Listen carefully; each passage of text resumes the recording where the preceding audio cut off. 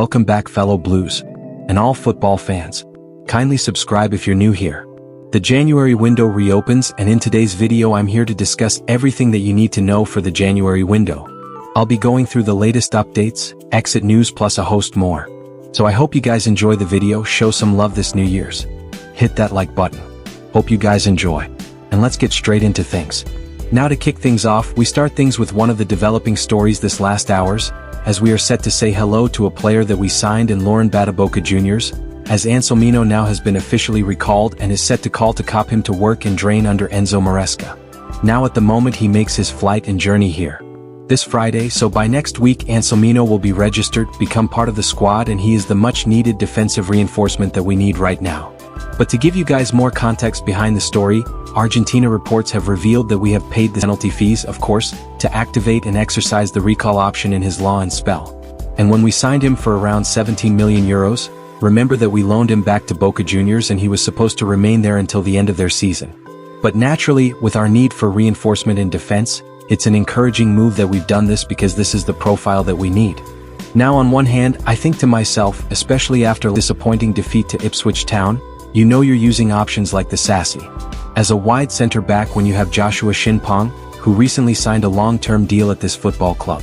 How is he going to feel now knowing that a player that we signed for big money realistically will get the opportunities ahead of him?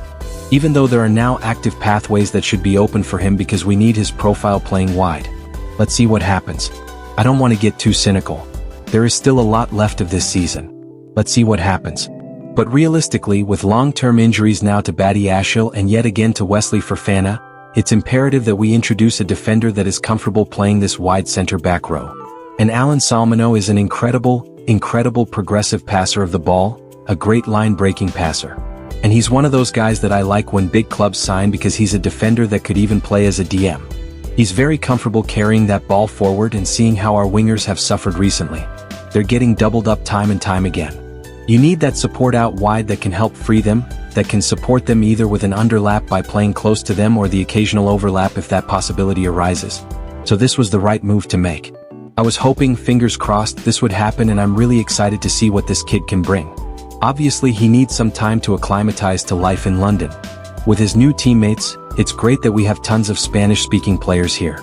They'll put their arm around him, they'll look after him. But even though this kid has tons of potential and talent, let's not get too gassed or carried away. Because I see with this fan base that, even though we're constantly signing youth players, we have unfair and unrealistic expectations on these young guys. And we talk about them as if they're in their prime, as if they're 27, 29 years old. Give them some room to breathe and grow. But we do have an exciting talent now that's back within the club, and this is the move that we desperately need. And I'm curious now if this could even encourage us potentially, be more open to offers with Cesare, who is one of the potential favorites to leave us in this window. Let's see what happens with my friends. Share your thoughts and opinions. How do you feel about this news? Let us know below. Now for the next part, my friends, we discuss all things January window and what to expect. To start with things, we're learning that Torino have made the first official proposal to engineer a move now for Cesare Casadei.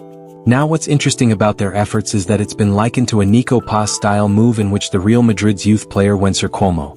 And essentially it means that Reno would put in a clause which allows us to sign Casadei in the future for a prearranged fee. That is really interesting because it gives us possibilities. If Casadei does develop, could there be a potential opening in the team in the future? Or more realistically, if this prearranged fee is quite reasonable and Casadei develops, we could sign him back and flip him again within that same window. So let's see what happens. But as we know, half of Serie A is off for this kid, and if anything, now that news that Serena has made a first official appearance. I think this will encourage many other Serie A clubs now to come in, make their moves, with Lazio being one of the favorites who are desperate to try and sign him.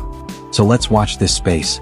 Outside of that, we're learning the list now behind potential exits in January, and those players include Dewsbury Hall, Cons, Di Sassi, and even Nkunku. Now when it comes to Nkunku, many people internally at the football club are very open to him remaining here and believe in his talents. But it comes down to the player. Now his agent has been talking to clubs already to potentially engineer a move for Nkunku in January. There's been talks of a potential move to Barcelona, but I don't think they have the funds whatsoever, especially as they're desperately fighting for their lives now to be able to get Dani Olmo to re-register with them. It's a long story, but let's see what happens there. But there are still many other clubs showing interest in Nkunku, and it comes down to the player, and Nkunku has full control over whether he remains here or goes. So let's watch this space. But outside of that, we'll look at potential offers we can receive for your Cons, Dewsbury Halls and the Sassies. They have to be good ones though. As we know with Cons, for example, we're looking at offers of close to around million, which I think is pretty outrageous considering he's barely played this last year and a half. Let's make another Armando Rogers style mistake. But in terms of the other updates we're learning around this month, we've learned courtesy of Max London first. I think I'm saying his name right that Maresca has revealed that he wants a striker at midfield cover in January. Now it's no surprise that we're exploring currently possible loan options for strikers. Those main two ones being Evan Ferguson, who's had long-term interest here and could provide a potential aerial threat for us, and Kolo Muani. Make sure you guys stay right to the end so I can discuss one of the big stories to focus on in January. But it does seem like Maresca now wants that striker in midfield cover. Now midfield cover is interesting. We're still waiting to learn whether we are definitely recalling the Ugochukwu crew back to the squad. Now Leslie had a great time this preseason working on Maresca. He even had the license to play more books to books. He's got a fantastic equalizer against Milan, and it does seem like there could be more work between himself and Enzo Maresca.